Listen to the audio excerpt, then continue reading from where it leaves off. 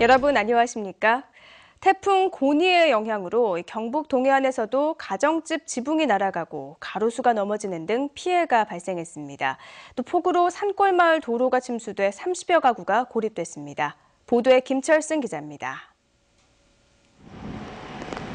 시가지의 큰 가로수가 뿌리째 뽑혀 맥없이 넘어졌습니다. 순간 초속 16m의 강풍을 견디지 못한 것입니다. 상가 건물의 플라스틱 지붕도 절반쯤 날아가 버렸고 전선도 떨어져 너덜너덜해졌습니다. 순간적인 돌풍이 얼마나 센지 지붕이 탈락해서 바깥쪽으로 지금 날아갈 그런 상황인데 가정집의 지붕 한쪽도 바람에 날려 찢겨졌습니다. 태풍에 놀란 70대 노인은 황급히 대피했습니다. 강풍으로 지붕이 날아가서 응급 조치를 하고 주민들은 안전한 곳으로 대피시켜 놓았습니다. 폭우로 계곡물이 갑자기 불어나면서 포항시 죽장면 상옥리와 하옥리를 연결하는 세월교가 침수됐습니다. 주민 30여 가구가 고립되고 학생들은 등교를 하지 못했습니다. 이 안에는 30여 가구가 좀 주민들이 있거든요. 그리고 학생들이 학교도 못 가고. 상가 건물의 간판도 떨어지거나 파손됐고 수확을 앞둔 사과도 일부 떨어지는 등 강풍 피해는 더 늘어날 것으로 보입니다. 하지만 우려와 달리 큰 피해는 없을 것으로 보여 주민들은 안도하고 있습니다. MBC 뉴스 김철승입니다.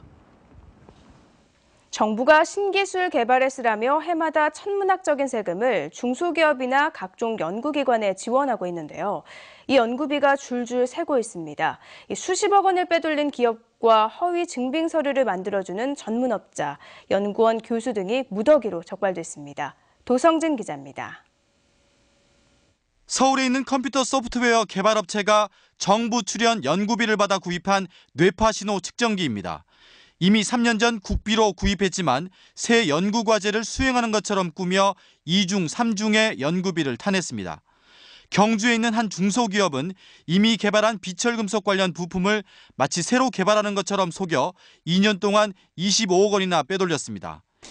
회사 장비나 물품을 사놓고 국가 연구개발 사업에 필요한 것처럼 꾸미거나 아예 실물 거래 없이 허위 세금 계산서 만들기, 해외 송금 확인증 위조 등 수법은 다양했습니다.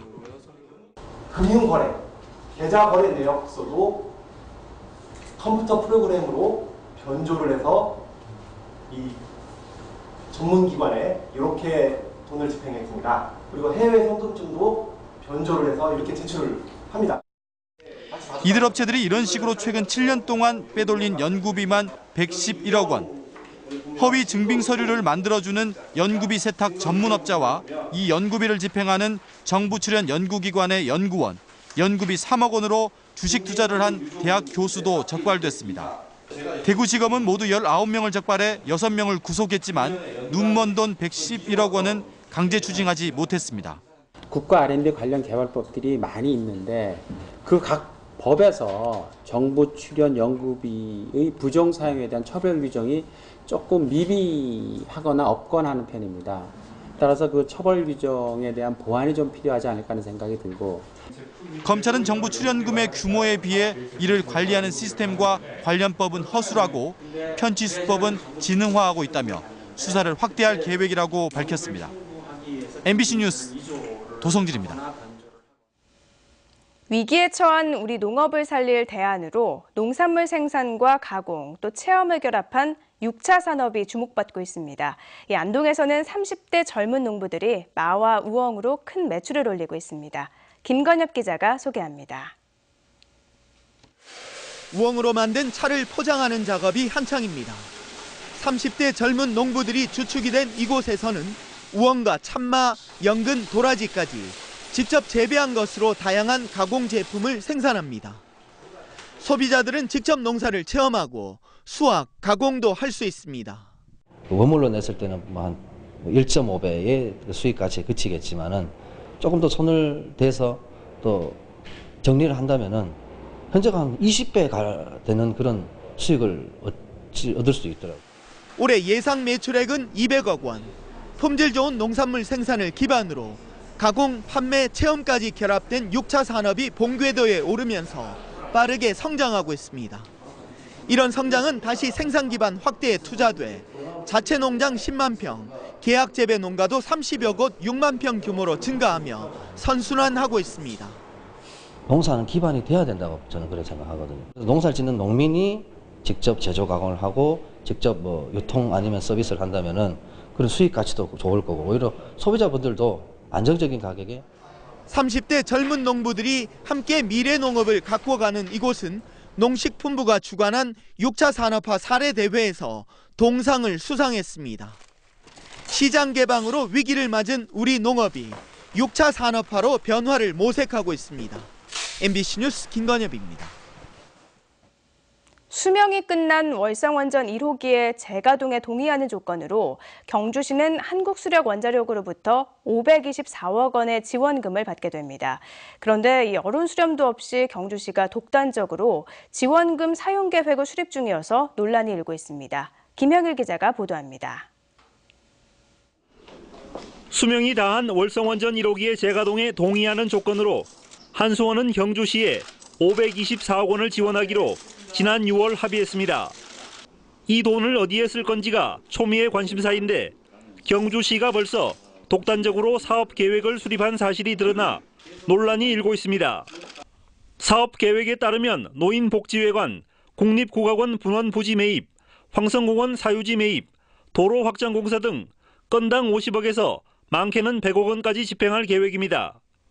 시의회와의 사전협의나 공청회 등 여론 수렴 절차도 거치지 않았고 불과 2개월 정도 지나 사업을 결정해 졸속 계획이란 우려까지 나오고 있습니다. 어떤 경주 시민들의 안전을 답보로 해서 받은 돈 아니겠습니까? 많은 시민들의 의견을 들어서 많은 시민들이 공감할 수 있는 그런 안을 작성해서 저희들 의회에 들고 와야 되지 않는가. 특히 계획 중인 대다수의 사업이 천편일률적인 선심성 사업이나 일반 회계로 시행해야 될 도로 개설 등의 사업이어서 원전 지원금의 사용처로 부적절하다는 지적도 제기되고 있습니다. 당초 목적과 취지와 달리 여론 수렴 없이 단기 수건 사업이나 선심 사업으로 낭비되고 있어서 주민들에게 실질적인 소외가 돌아가지 못하고 있는 이런 문제점들이 있습니다. 더구나 정수성 국회의원조차 국비로 사업이 가능한 곳에 원전 지원금을 투입할 필요가 있냐며 일부 사업 계획에 대해 문제가 있다고 최근 지적했습니다. 이에 대해 경주시는 시급한 현안 사업 중심으로 계획을 수립했고 시의회의 동의를 받아야 할 사항은 아니지만 간담회를 통해 보고하겠다고 밝혔습니다. 경주의 진정한 주인인 시민들이 과연 무엇을 바라고 있는지 경주시의 보다 낮은 자세가 이제는 필요한 때입니다. MBC 뉴스 김형일입니다. 경상북도는 중소기업의 경영 안정을 위해 추석 운전자금 2,770억 원을 지원하기로 했습니다. 융자 한도는 매출 규모에 따라 업체당 3억 원까지지만 일자리 창출 우수기업 등 경상북도가 지정한 우대업체는 매출액에 관계없이 5억 원까지 가능합니다. 융자 조건은 1년 거치 약정 상환으로 시중 금융기관 대출이자의 3에서 5%를 1년간 도와 시군이 보전하는데 신청은 다음 달 8일까지 해당 시군 중소기업 지원부서에 하면 됩니다.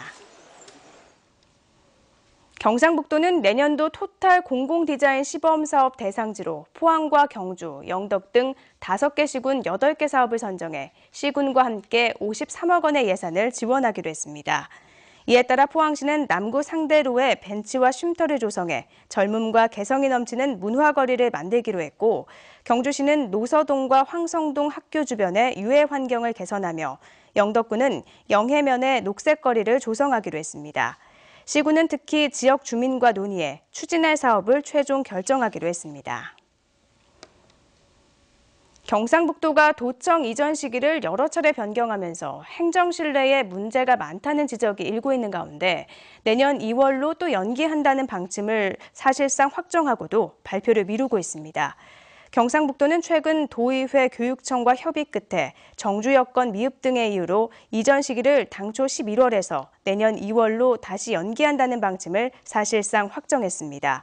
그러나 도청 이전을 명분으로 국회 국정감사 대상에서 제외해달라는 부탁을 해둔 상태여서 도청 이전 연기 발표는 국정감사 일정이 확정된 이후에 할 것으로 알려졌습니다. 엔저 영향에도 불구하고 지역 농식품 수출이 증가세를 이어가고 있습니다.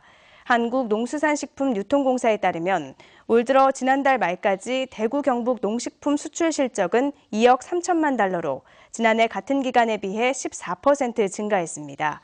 수출 품목 가운데 주류와 소수류, 과자류 등 가공식품 수출이 28%나 늘어나 전체 수출 증가세를 주도했습니다.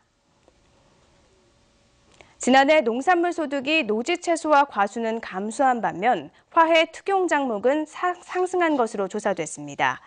농촌진흥청이 최근 발표한 2014년산 농산물 소득조사 결과에 따르면 노지 채소는 생강을 제외하고 10에서 20%씩 크게 떨어졌고 과수도 조사 대상 10개 중 참다래와 유자를 제외한 8개 품목의 소득이 모두 줄어들었습니다. 반면 겉보리와 시설배추, 촉성토마토, 시설호박 등은 5년 평균에 비해 소득이 30% 이상 증가했습니다.